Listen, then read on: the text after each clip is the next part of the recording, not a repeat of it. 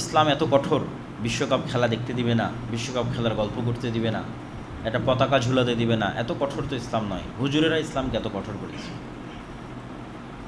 কিন্তু আমরা আমরা হালাল হারামের প্রশ্নে যাচ্ছি না, আমরা যাচ্ছি মানুষের জীবনের লক্ষ্য এবং উদ্দেশ্য কী। মানুষের জীবনের লক্ষ্য উদ্দেশ্য কি একটা টিমের খেলার জেতায় হাততালি দেওয়া? মানুষের জীবনের লক্ষ্য উদ্দেশ্য কি জমি বিক্রি করে পতাকা টাঙানো? মানুষের জীবনের লক্ষ্য উদ্দেশ্য কি সালাতে না উঠা, তাহাজ্জুদে না উঠা যখন রব্বুল আলামিন ডাকে, কিন্তু খেলা দেখতে উঠা? মানে মানুষের জায়গা কোথায় ছিল আর মানুষ নেমে গেছে কোথায়? আসফালা সাফিলিন, সর্বনিম্ন স্তরে নেমে গেছে এবং শয়তান নামিয়ে দিয়েছে সাকসেসফুলি। এবং এখান থেকে অন্তত কিছু না বোঝা গেলেও একটা জিনিস বোঝা যায় যে দাজ্জালের সকল আলামত জানার পরেও, দাজ্জালের কাফের পড়ার পরেও মানুষ পাগলের মতো দাজ্জালের অনুসরণ করবে। আমাদের চোখের সামনে আমরা দেখতেছি, মানুষ যুক্তিতর্ক দিয়েই তো এই জিনিসগুলোকে নিজের জন্য, নিজের আনন্দ এবং উৎসবের জন্য কাজে লাগানোর চেষ্টা করতেছে এবং ভক্তি এবং শ্রদ্ধার সর্বোচ্চ পর্যায়ে পৌঁছে যাচ্ছে। এবং এটাই কিন্তু আমাদেরকে আমাদের গোলামির দিকে এগিয়ে নিয়ে যাচ্ছে, বা গোলামির রাস্তা আমাদের জন্য সামনে অবধারিত এই রকম প্রজন্মের জন্য। এবং আমি এই জন্যই বহু বক্তব্যে বলেছি যে উম্মতে মুহাম্মাদি এখন বানু ইসরাইলের যুগ অতিক্রম করতেছে। যেই বানু ইসরাইলের যুগের কথা আল্লাহ কোরআনে বারবার বলে রেখেছে, এত লম্বা সময় যাবৎ বানু ইসরাইলের ঘটনা বলার কি প্রয়োজন? মুহাম্মদ সাল্লাল্লাহু আলাইহি ওয়াসাল্লাম বলেছে উম্মতে মুহাম্মাদ একদিন বানু ইসরাইল হবে। আর আমার অ্যানালাইসিস যে এখন সেই যুগ অতিক্রম হচ্ছে। অবশ্যই আল্লাহর দয়া এবং আল্লাহর রহমতে মুসলমানরা এই যুগ থেকে বের হবে, কিন্তু যুগ এখন ওটাই বানু ইসরাইলের যুগ। দেখবেন যে গাজারও আপনি এমন শিশু পাবেন, সৌদি, কুয়েত, কাতার, বাহরাইন, দুবাই তো পরিপূর্ণ, যাদের উপর বম নিক্ষেপ করে হত্যা করা হচ্ছে, তাদেরও পাবেন যে গায়ে গেঞ্জি দিয়ে আছে বিধর্মী কোনো খেলোয়াড়ের।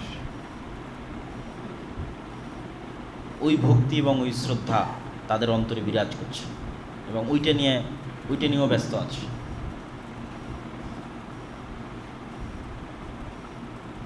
তো আমরা যতক্ষণ আমাদের জীবনের লক্ষ্য এবং উদ্দেশ্য ঠিক না করতে পারবো এবং আমাদের পরবর্তী প্রজন্মকে তাদের জীবনের লক্ষ্য এবং উদ্দেশ্য কোথায় সেটি না দেখাতে পারবো, কাজের অভাব নাই, এত কাজ, বিশেষ করে উম্মতে মুহাম্মাদির কাজের অভাব নাই। কেন আমরা মাজলুম, আমরা নির্যাতিত, আমাদের সময় নষ্ট করার সুযোগ নাই, অসংখ্য কাজ পড়ে আছে, কিছুই নাই। ছোট হিসেবে দেখার সুযোগ নাই। কেন ছোট হিসেবে দেখার সুযোগ? সবসময় বলি যে অন্য আর একটা জাতি কী করছে আর আপনি কী করছেন, এটার তুলনা। কেন সে বিজয়ী হবে না আর কেন আপনি পরাজিত হবেন না? যদিও বাঙালিদের সাথে রাম কেন্দ্রিক অথবা রাম নবমী কেন্দ্রিক যে সংস্কৃতি, এটির খুব একটা চর্চা নাই, কলকাতার হিন্দুদের মধ্যেও ছিল না। সবচেয়ে বড় করে যে পূজা উদযাপিত হয় পশ্চিমবঙ্গে সেটা হচ্ছে দুর্গা পূজা। দুর্গা, কালী, সরস্বতী, এগুলো হচ্ছে বাঙালিদের, হিন্দুদের উদযাপিত দেবদেবীর নাম। আর রাম, কৃষ্ণ, বিষ্ণু এগুলো হচ্ছে উত্তরপ্রদেশের, রাজস্থানের, অযোধ্যার ওই সমস্ত অঞ্চলের হিন্দুদের কালচার। দুর্গাপূজা যেইভাবে পশ্চিমবঙ্গের হিন্দুরা উদযাপিত করে, রামনবমী কিন্তু এইভাবে উদযাপিত করে না, বরং অনেক ছোট পরিসর হয়। এখন পলিটিক্যাল কারণে হচ্ছে। তো বিজেপির যে উত্থান, এই উত্থানের সাথে পলিটিসাইজ করা হয়েছে, জয় শ্রীরাম স্লোগানকে পলিটিসাইজ করা হয়েছে, রাজনীতিকরণ করা হয়েছে। এই জন্য কোনো একজন হিন্দু যখন, বাঙালি হিন্দু বিশাল করে দুর্গার মূর্তি তৈরি না করে রামের মূর্তি তৈরি করে, তখন সেটা পলিটিক্স, তখন সেটা বিজেপির সম্প্রসারণবাদী চিন্তার অংশ। যখন কোনো বাঙালি হিন্দু বাংলাদেশে বসে জয় শ্রীরাম স্লোগান দেয়, তখন বাংলাদেশকে ভারতের অন্তর্ভুক্ত করার প্রজেক্টের অংশ। কিন্তু ওই একই সময় আমাদের যুবকেরা কি করতেছে? মুসলমান যুবকেরা ওই সময় খেলতামাশায় মারতে আছে। এই জায়গায় হচ্ছে আফসোস। এইভাবেই কিন্তু জাতির অধঃপতন হয় এবং জাতি তার স্বাধীনতা সার্বভৌমতা হারিয়ে ফেলে।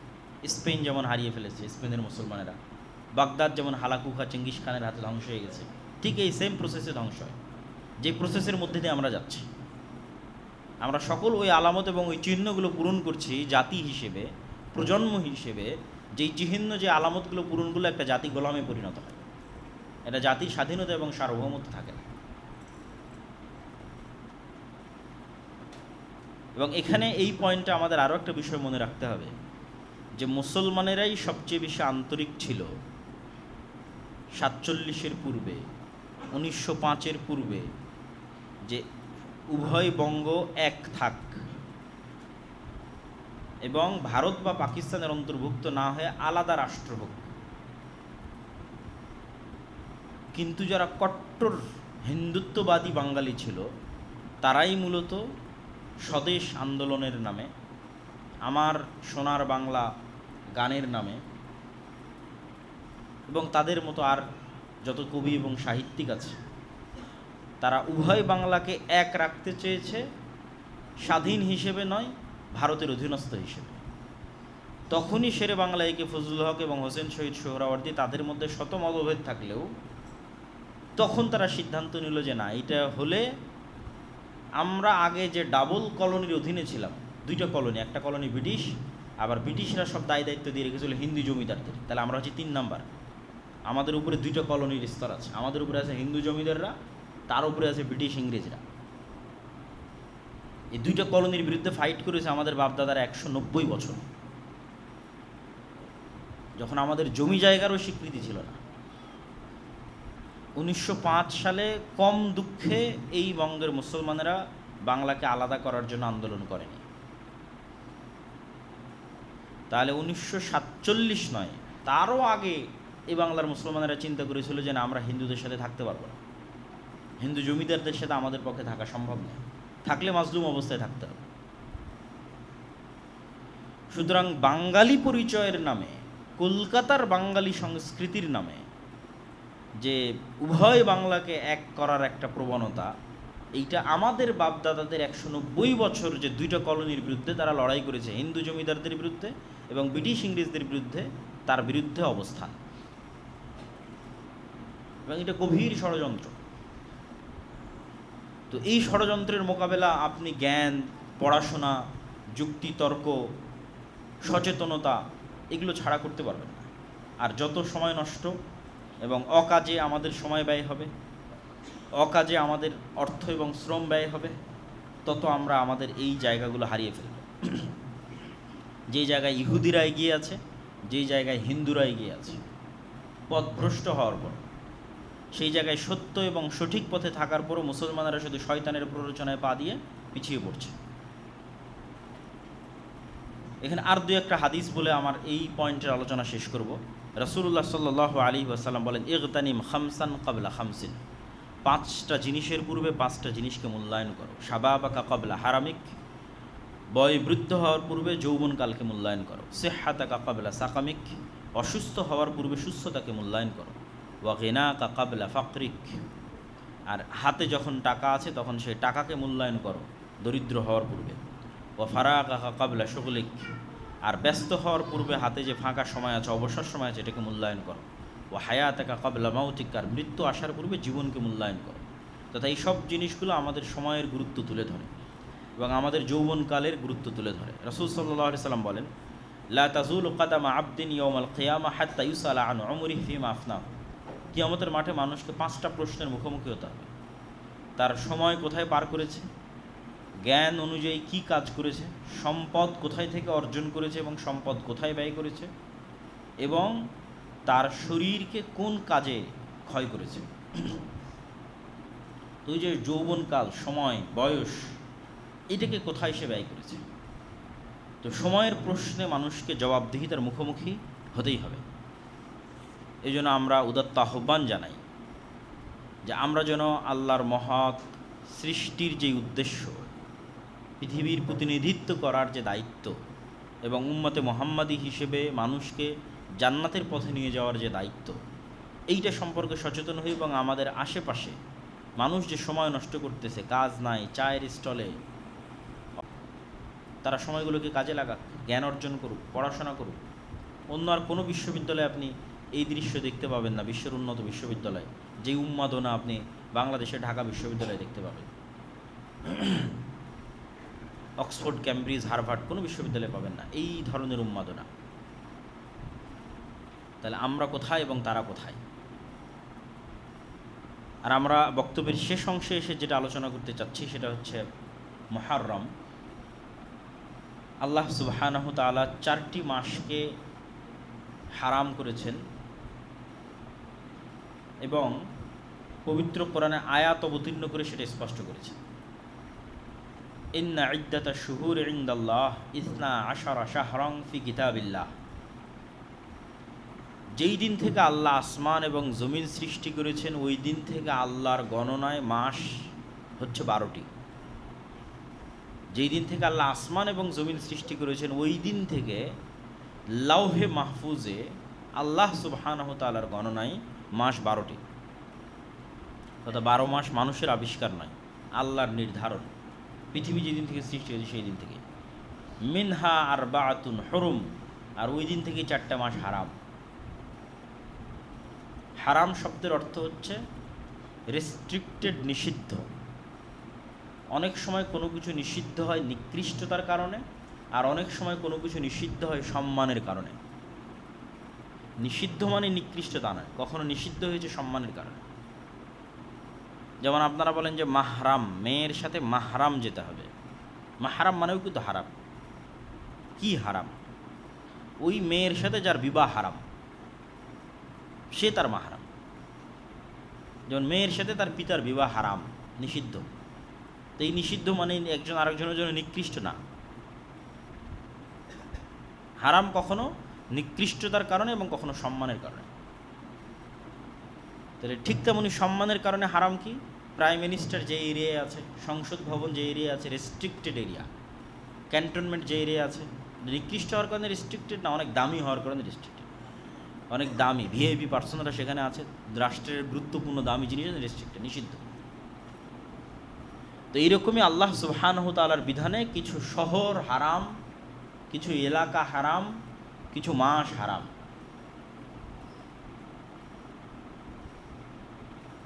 তো আল্লাহ সুবহানাহু তাআলার নির্ধারণে যেই মাসগুলো হারাম তার মধ্যে একটি গুরুত্বপূর্ণ মাস হচ্ছে মুহররম।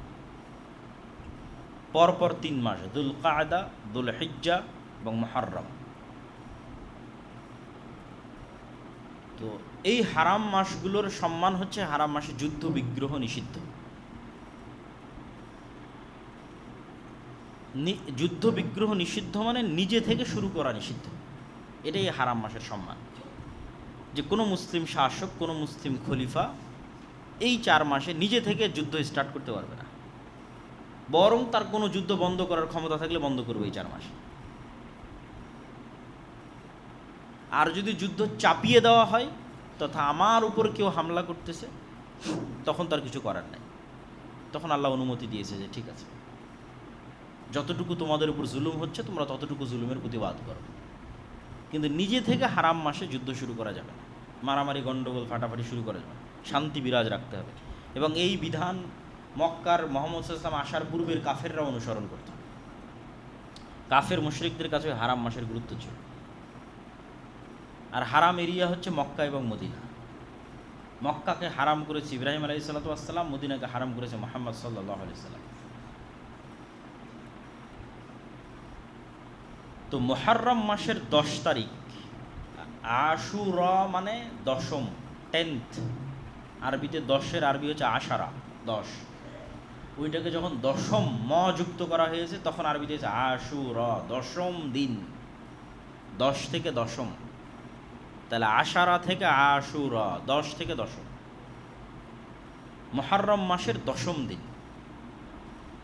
তো মুহররম মাসের দশম দিনের কি গুরুত্ব? এমনি অসংখ্য জয়ীফ হাদিস আছে, জাল হাদিস আছে যে সব কিছুই মুহররম মাসের 10 তারিখ। আল্লাহ পৃথিবী সৃষ্টি করেছে এই দিনে, পৃথিবী ধ্বংস হবে এই দিনে, আদম সৃষ্টি করেছেন এই দিনে। এরকম অসংখ্য কিছু রিওয়ায়াত আছে যেগুলো সরাসরি নির্ভরযোগ্য সূত্রে প্রমাণিত নয়। নির্ভরযোগ্য সূত্রে প্রমাণিত কি? নির্ভরযোগ্য সূত্রে প্রমাণিত একটাই, সেটা হচ্ছে ইয়াউমা নাজাল্লাহু সুবহানাহু তাআলা, ইয়া বানি ইসরাঈল আযকুরু নি'মাতি আল্লাতী আন'আমতু আলাইকুম, হে বানু ইসরাইল স্মরণ করো আমার নিয়ামতের কথা। ওয়াইজ নাজ্জাইনাকুম মিন আলি ফিরআউন ইয়াসুমুনাকুম সুআল আযাব ইউযাব্বিহুনা আবনাআকুম ওয়া ইস্তাহইয়ুনা নিসাআকুম ওয়া ফী যালিকুম বালাউম মির রাব্বিকুম আযীম। স্মরণ করো সেই দিনের কথা যেই দিন আমি তোমাদের ফিরআউন থেকে মুক্তি দিয়েছিলাম। ফিরআউন কি করতো? ইয়াসুমুনাকুম সুআল আযাব, নিকৃষ্ট আযাব দিত তোমাদের। কিভাবে আযাব দিত? ইউযাব্বিহুনা আবনাআকুম, তোমাদের ছেলে সন্তানদের জবাই করতো। ওয়া ইস্তাহইয়ুনা নিসাআকুম, তোমাদের মেয়েদের বাঁচিয়ে রাখতো। কি দয়ায় বাঁচিয়ে রাখতো মেয়েদের? না, একদিকে পুরুষকে হত্যা করা হচ্ছে, আর একদিকে পরিবারের সম্মান, মেয়েদেরকে বাঁচিয়ে রাখা হচ্ছে দাসত্ব করার জন্য, প্র্যাকটিক্যাল দাসত্ব করার জন্য, আর পুরুষদেরকে হত্যাই করা হচ্ছে। তাহলে মেয়েদেরকে বাঁচিয়ে রাখা হচ্ছে লাঞ্ছনা, যে একটা জাতির লাঞ্ছনা এবং একটা পরিবারের লাঞ্ছনার সবচেয়ে বড় আলামত যে ওই বাড়ির স্ত্রী, ওই বাড়ির মেয়ে, ওই বাড়ির মা মানুষের দাস, মানুষের দাস। ইউযাব্বিহুনা আবনাআকুম, তোমাদের পুরুষদের হত্যা করা হয়। ইস্তাহইয়ুনা নিসাআকুম, তোমাদের মেয়েদের বাঁচিয়ে রাখা হচ্ছে দাস হিসেবে। এই ভয়ঙ্কর শাসকের নাম হচ্ছে ফেরাউন। আমি মুক্তি দিয়েছি। ওয়াইজ ফারাকনা বিকুমুল বাহরা, সমুদ্রকে চিরে দিয়েছি তোমাদের জন্য, যেন তোমরা ফেরাউনের কবল থেকে মুক্তি পাও। ওয়া আগরাকনা আলা ফিরআউন, আর ফেরাউনকে ডুবিয়ে দিয়েছি এই সমুদ্রে। তো এটা পৃথিবীর ইতিহাসে যতগুলো বড় ঘটনা আছে তার মধ্যে বিশাল বড় ঘটনা হচ্ছে বানু ইসরাইলের মুক্তি পাওয়া আর ফেরাউনের ডুবে যাওয়া মুসা আলাইহিস সালাতু ওয়াস সালামের মাধ্যমে, এবং সমুদ্র চিরে দ্বিখণ্ডিত হয়ে যাওয়া। এই ঘটনা যেই দিন ঘটেছে সেটাই মহরমের 10 তারিখ, এবং আজও ইহুদিদের কাছে এই দিন খুবই সম্মানিত, এবং তারা এই দিনের যে নামে তারা উদযাপন করে সেটা হচ্ছে ইয়ম কিপ্পুর। হিব্রু ভাষায় যেটাকে আমরা আশুরা বলছি ওটাকেই বলা হয় ইয়ম কিপ্পুর। তো রাসূলুল্লাহ সাল্লাল্লাহু আলাইহি ওয়াসাল্লাম যখন মদিনায় গেলেন, তখন মদিনার ইহুদিরা এই দিনে সিয়াম পালন করত। তখন রমজানের সিয়াম আসেনি। তো রাসূল সাল্লাল্লাহু আলাইহি ওয়াসাল্লাম বললেন, তোমরা কেন এই দিনে সিয়াম পালন করো? তো বললো এই ঘটনা। তো আল্লাহ নবী বললেন, ফানাহনু আহাক্কু ওয়া আওলা বিমূসা মিনকুম, বলছে মুসার খুশিতে খুশি হওয়ার হকদার তোমাদের চাইতে আমি বেশি। কেন? মুসা যেই তাওহীদের দাওয়াত দিত, যেই সিরাতে মুস্তাকিমের দাওয়াত দিত, এবং যেই ধারাবাহিক নবুয়তের ধারাবাহিকতায় মুসা, তারপরে আরও পরে ঈসা আলাইহিস সালাতু ওয়াস সালাম, সেই ধারাবাহিকতায় আমি মুহাম্মদ সাল্লাল্লাহু আলাইহি ওয়াসাল্লাম। তাহলে মূলত মুসা আলাইহিস সালাতু ওয়াস সালামের সকল কষ্টে কষ্ট পাওয়ার এবং সকল খুশিতে খুশি হওয়ার মূল হকদার হচ্ছে আমি। কেন? তোমরা এখন নামে মুসা আলাইহিস সালাতু ওয়াস সালামের অনুসারী, কিন্তু কাজে পথভ্রষ্ট, অভিশপ্ত। তো রাসূল সাল্লাল্লাহু আলাইহি ওয়াসাল্লাম সিয়াম পালন করলেন, এবং ইহুদিদের বিরোধিতার খাতিরে একদিন আগে অথবা একদিন পরে আর একটা সিয়াম তিনি অতিরিক্ত করে দিলেন।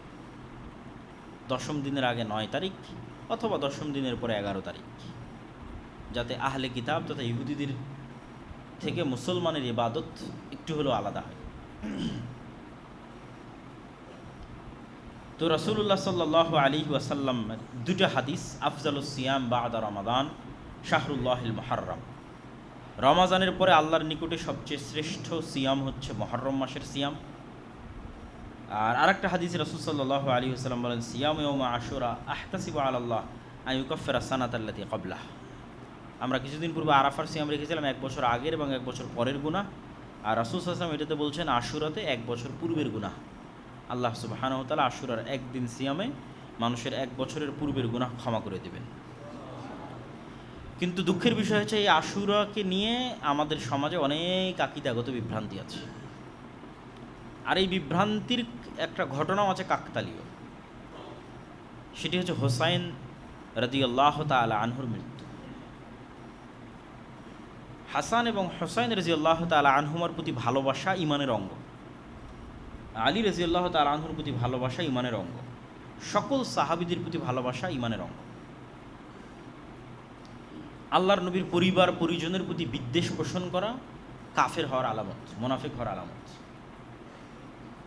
কিন্তু মুহাম্মদ সাল্লাল্লাহু আলাইহি ওয়াসাল্লামকে যেমন যিশু খ্রিস্টের জায়গায় বসানো যাবে না, ঠিক তেমনি মুহাম্মদ সাল্লাল্লাহু আলাইহি ওয়াসাল্লামের কোনো সাহাবীকেও যিশু খ্রিস্টের জায়গায় বসানো যাবে না। যিশু খ্রিস্টকে তথা ঈসা আলাইহিস সালাতু ওয়াস সালামকে খ্রিস্টানরা কোথায় বসিয়েছে? এমন উঁচুতে নিয়ে চলে গেছে যে সারা পৃথিবীর সব মানুষের গুনাহ নিয়ে ঈসা আলাইহিস সালাম মারা গেছে, নাউজুবিল্লাহ।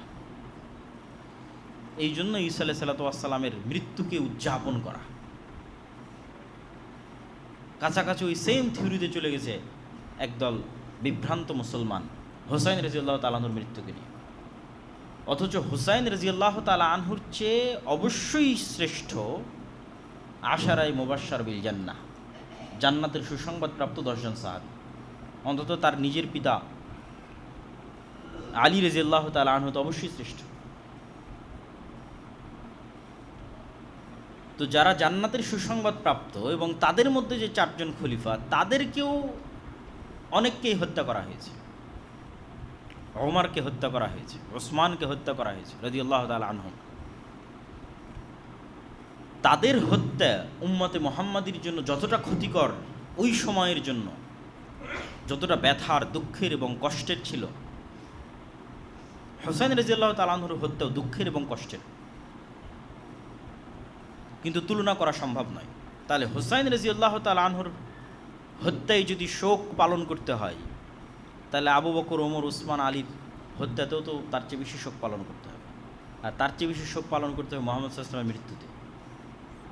কিন্তু ইসলাম তো শোকের ধর্মই নয়, ইসলাম শোকের দিন নয়।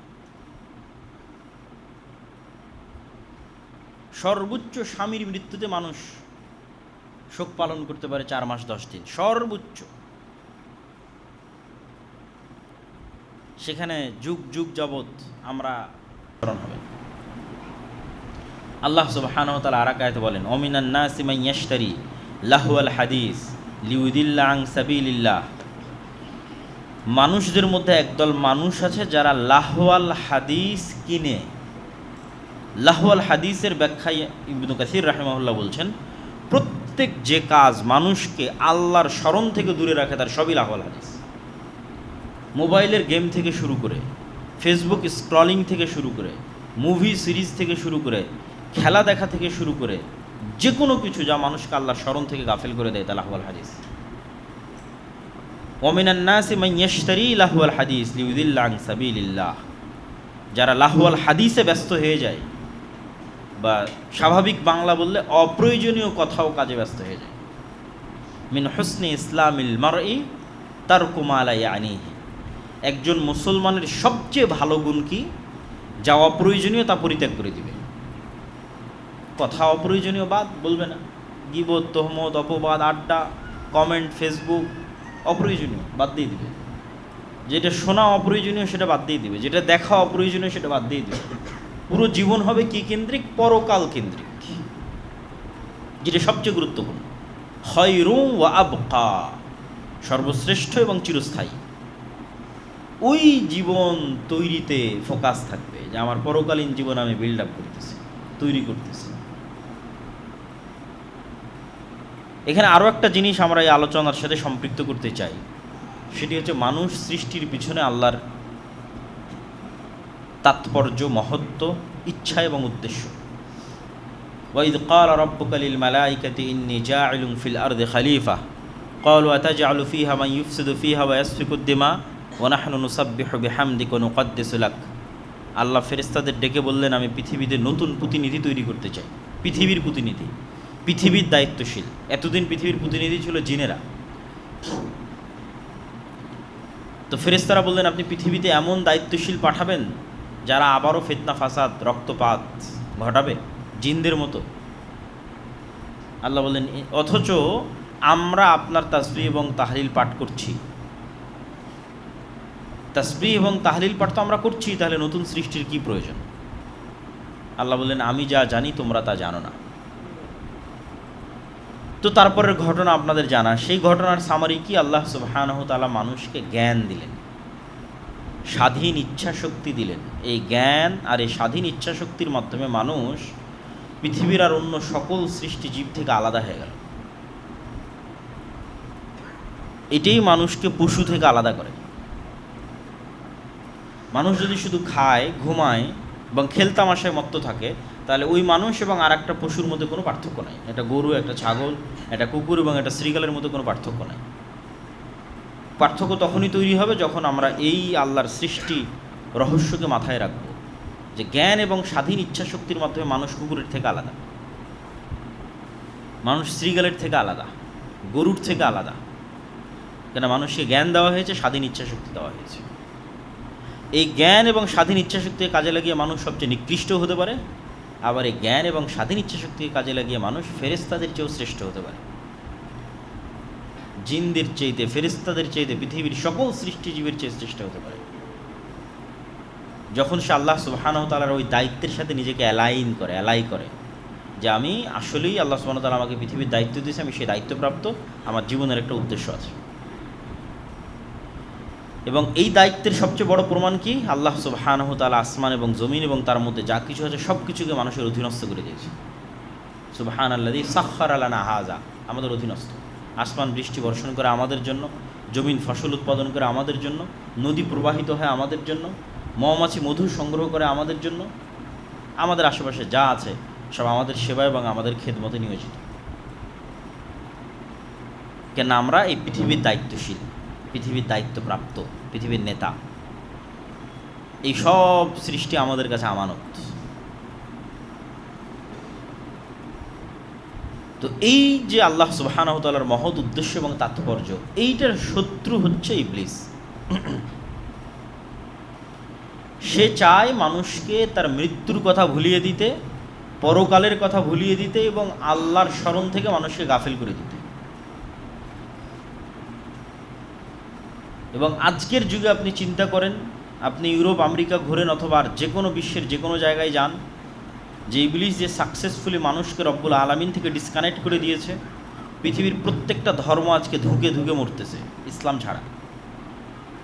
কেউ যায় না চার্চে, কয়জন যায়? কেন? শয়তান এমন সব টেকনোলজি এবং স্ট্র্যাটেজি তাদের হাতে উঠিয়ে দিয়েছে যে জীবনেও কোনো দিন না মরা পর্যন্ত মরার কথা স্মরণ হবে না। জুয়া, মদ, আড্ডা, নেশা, মোবাইল, মুভি, ইন্টারনেট, খেলা, অসংখ্য কিছু, সবসময় প্রতিনিয়ত ব্যস্ত। ফলত সে আল্লাহ সুবহানাহু ওয়া তাআলা থেকে ডিসকানেক্টেড। একটু যদি কেউ আল্লাহ সুবহানাহু ওয়া তাআলার সাথে কানেক্টেড আছে, সেটা হচ্ছে মুসলমানেরাই আছে। কিন্তু দুঃখজনক হলেও সত্য যে আমরা এই জিনিসগুলোকে খুব লাইটলি, হালকাভাবে নিই, যে না, মুহূর্তের শাসক ইয়াজিদ, কিন্তু উমাইয়াদের দারুল খেলাফা হচ্ছে দামেস্ক, আর নিহত হচ্ছেন হুসাইন রাদিয়াল্লাহু তাআলা আনহু ইরাকে। ইরাক থেকে সিরিয়ার দূরত্ব ভালোই, এবং মধ্যে মরুভূমি থাকায় যাওয়ার রাস্তা অনেক ক্রিটিক্যাল। ফোরাত নদীর তীর ধরে ঘুরে যেতে হয়। ইব্রাহিম আলাইহিস সালাতু ওয়াস সালাম যখন ইরাক থেকে সিরিয়াতে হিজরত করেছিলেন, তখনও ওনাকে এইভাবে ঘুরে আসতে হয়েছিল।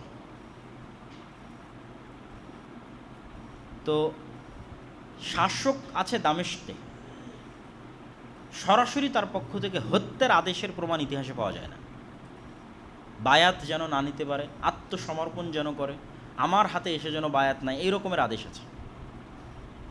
কিন্তু মূল কালপ্রিট এখানে হচ্ছে কুফার মানুষেরা, যারা মুনাফিকি করেছে, যারা তাকে অনেক উৎসাহ দিয়ে মদিনা থেকে নিয়ে গেছে, আসেন আমরা আপনার পাশে থাকবো, অমুক করব, তুমুক করব, কিন্তু যাওয়ার পর আর পাশে নাই। তো মূল কালপ্রিট হচ্ছে আহলে কুফা, কুফার তৎকালীন যারা মানুষ, যারা তাকে দাওয়াত দিয়ে উস্কিয়ে মদিনা থেকে বের করে নিয়ে এসেছে কুফায়, কিন্তু যখন কুফায় এসেছে তখন আর সাথ দেয়নি। ঘটনা অত্যন্ত হৃদয় বিদারক।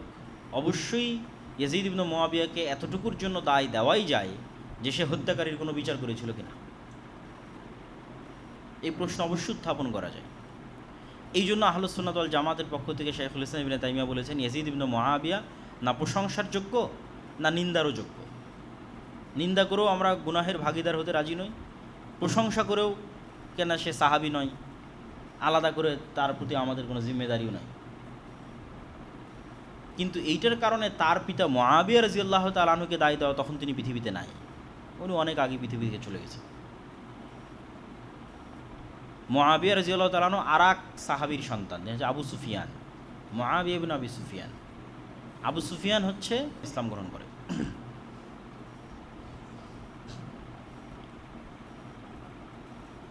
এবং আবু সুফিয়ান রাদিয়াল্লাহু তাআলা আনহু এবং তার সন্তান মুআবিয়া রাদিয়াল্লাহু তাআলা আনহু রাসূল সাল্লাল্লাহু আলাইহি ওয়াসাল্লামের অনেক নিকটস্থ এবং অনেক কাছের। যারাই পূর্বে কাফের থেকে মুসলমান হয়েছে তাদের কারো প্রতি বিদ্বেষ রাখার সুযোগ নাই, তার পূর্বের কাফের অবস্থার কারণে কী জন্য সুযোগ নাই। ওমর রাদিয়াল্লাহু তাআলা আনহু তো পূর্বে কাফের ছিলেন, মুশরিক ছিলেন, রাসূল সাল্লাল্লাহু আলাইহি ওয়াসাল্লামের শত্রু ছিলেন। খালিদ বিন ওয়ালিদ তো এক যুদ্ধে মুহাম্মদ সাল্লাল্লাহু আলাইহি ওয়াসাল্লামের বিরুদ্ধে বিজয় অর্জন করেছে, উহুদের যুদ্ধে। পরে খালিদ বিন ওয়ালিদ তো সব যুদ্ধে মুসলমানদের নেতৃত্ব দিয়েছে। আজ যদ্দূর পর্যন্ত মুসলমানদের সীমানা সবই খালিদ বিন ওয়ালিদের অবদান। তাহলে যেই কারণে আপনি ওমর রাদিয়াল্লাহু তাআলা আনহুকে ঘৃণা করতে পারেন না, খালিদ বিন ওয়ালিদকে পারেন না, ওই কারণে আবু সুফিয়ান এবং মুআবিয়া বিন আবু সুফিয়ানকে পারেন না। বরং ঘৃণা করা তো বহু দূরের কথা, ঘৃণা রাখলে মানুষ কাফের হয়ে যেতে পারে।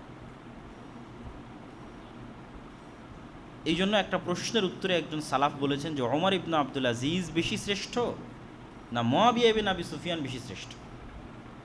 কেননা ওমর ইবনে আব্দুল আজিজের শাসনকালকে মানুষ খোলাফায়ে রাশেদার শাসনকালের সাথে তুলনা করত, অথচ ওমর ইবনে আব্দুল আজিজ সাহাবী নয়, উমাইয়া খেলাফতের একজন শাসক। তখন একজন সালাফে সালিন উত্তরে বলেছেন যে ওমর ইবনে আব্দুল আজিজের সারা জীবনের আমল আর মুআবিয়া বিন আবি সুফিয়ানের একটা সিজদা যা রাসূল সাল্লাল্লাহু আলাইহি ওয়াসাল্লামের সাথে দিয়েছে, দুইটার তুলনা হবে না। সাহাবীদেরকে ওই সর্বোচ্চ মর্যাদার জায়গাতেই রাখতে হবে। ফলত এই নিকৃষ্ট পলিটিক্সের মধ্যে ঢুকে ঈমান হারানো অত্যন্ত বড় একটি শয়তানের ষড়যন্ত্র। এই ষড়যন্ত্রে আমাদের পা দেওয়া যাবে না। আল্লাহ সুবহানাহু ওয়া তাআলা আমাদের মুহররমের 10 তারিখের যে সঠিক ইতিহাস সেটি জানার এবং মুসা আলাইহিস সালাতু ওয়াস সালামের যে মুক্তি, এই মুক্তিতে আনন্দিত হয়ে সিয়াম পালন করার তৌফিক দান করুক, আল্লাহুম্মা আমিন। আর বক্তব্যের শুরুতে আমরা যে আলোচনা করেছি, আমাদের দুনিয়ার জীবনের যে খেলতামাশার মাধ্যমে আমাদের মৃত্যুকে ভুলিয়ে রাখতে চায় শয়তান, আল্লাহর স্মরণ থেকে আমাদের গাফিল করতে চাই, শয়তানের সেই প্রজেক্টগুলোর আমরা অংশ হচ্ছে, আমাদের সময় নষ্ট করছে, আমাদের যুবক সমাজ সময় নষ্ট করছে। অথচ হিন্দু এবং ইহুদিরা কি করতেছে সেটা থেকে আমরা সম্পূর্ণরূপে গাফেল। এই যে গোলামির রাস্তা আমরা অবলম্বন করতেছি, বানু ইসরাইল হয়ে যাচ্ছে, বানু ইসরাইলদের মতো গোলামের রাস্তায় চলে যাচ্ছে। এটা বিষয়ে আমাদের সচেতনতা তৈরি করতে হবে এবং আল্লাহ সুবহানাহু ওয়া তাআলার সাথে সম্পৃক্ত হওয়ার মাধ্যমে জ্ঞান, গবেষণা, পড়াশোনা, কাজ, প্রোডাক্টিভিটি এগুলো নিয়ে ব্যস্ত থাকতে হবে। আল্লাহ সুবহানাহু ওয়া তাআলা আমাদের সেই তৌফিক দান করুক, আল্লাহুম্মা আমিন।